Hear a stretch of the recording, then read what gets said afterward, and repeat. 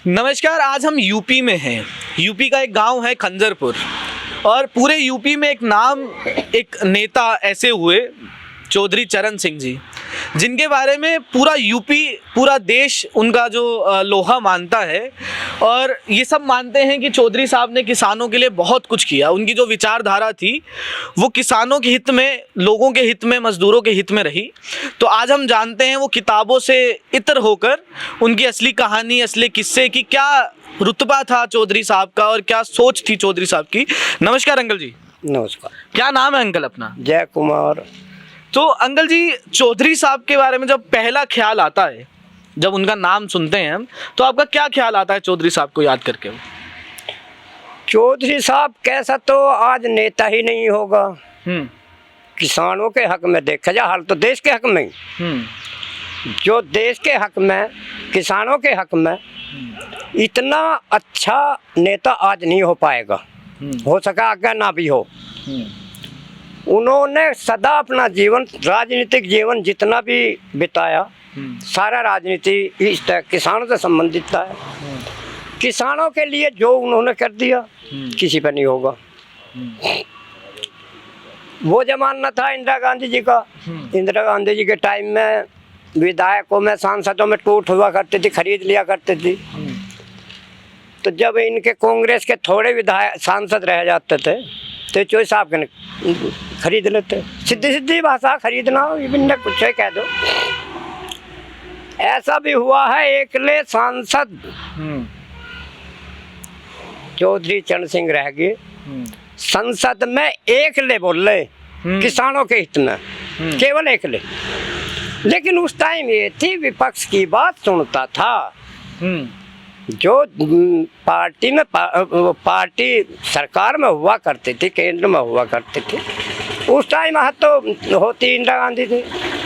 इंदिरा गांधी जी सुनती थी और उस बात पर गौर भी देती थी। अब क्या, अब तो कुछ सुनने तैयार नहीं। एक बात, अपना सारा जीवन देने के बावजूद पूरे भारत में, मान लिया जो उन्होंने नीति लागू की, करवाई, वह पूरे भारत में किसानों के लिए लगी। वह एकला यूपी के लिए या जाटों के लिए नहीं लगी। वह हर एक किसान को मिली, उसका फायदा मिला। एक टाइम सभी के साथ आता है कि जो बुजुर्ग भी होना है, फिर आखिरी समय में जाना है, तो उनका समय आ गया। अब आते हैं अजीत सिंह, उनके लड़के। लड़के को इस बारे में कोई ज्ञान नहीं था, खेती के बारे में जानते नहीं थे। बाहर पढ़ा, बाहर ही नौकरी करी, एकदम ले आए, कोई बात नहीं। एकदम नहीं ले आवा, खेती के बारे में बुझन लगे, बताने लगे, क्या बताओगे, सत्य बचा। अब अजीत सिंह आ गए, उनकी पार्टी के मुलायम सिंह, अजीत सिंह, पार्टी एक ही तो थी उस टाइम, और भी बाहर भी थी। इनको हमारे जैसे नेता ने उल्टी पार्टी पढ़ा के पहले तो अजीत और मुलायम में फूट डलवाई। जनता दल के शासन में आपको याद हो, आधे विधायक अजीत सिंह के थे, आधे विधायक मुलायम सिंह के थे। बिल्कुल ठीक है। ये था सही कायदे में। चौधरी साहब को ये करना था, हमारे नेताओं ने बतानी थी कि मुलायम सिंह तो यहाँ रहेंगे, यानी कि लखनऊ मुख्यमंत्री, अजीत सिंह रहेंगे दिल्ली, दोनों जगह कंट्रोल होता। सांसद उनके बनते, सांसद अजीत सिंह के बनते। वहाँ कुछ इंतः खुंदक खाए हुए चौधरी चरण सिंह तक। कई नेता चौधरी चरण सिंह ने अपने टाइम में जो दल्ले थे, दलाल कह दूँगा, उनको निकाल दिया था पार्टी से। वे बने हुए थे कि चौधरी संघ से बदला अब लिया जा सके। उस टाइम उन्होंने इनमें बिठाई। इधर तो अजीत सिंह तक कह दी कि तुम मुख्यमंत्री बनो, उधर मुलायम सिंह तक कह दी।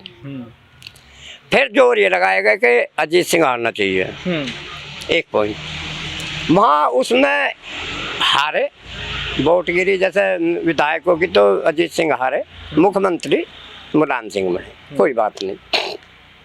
उसके बाद आगे चलते रहे, फिर उसमें टूट भी पड़े रहे। वो जैसा अभी कह रहे थे एक भाई साहब के उगते सूरज की तरफ सब चला है, यानी कि उगते सूरज को सब सलाम करते सलाम हैं। करते हैं। तो वो सलाम करना ये था कि अजीत सिंह डाउन होने लगे, यूपी में तो मुलायम सिंह ऊपर है। केंद्र का कोई ऐसा वो इनके पास इतने सांसद नहीं आए कि जो केंद्र में भी कुछ है अपना दबदबा बना सके।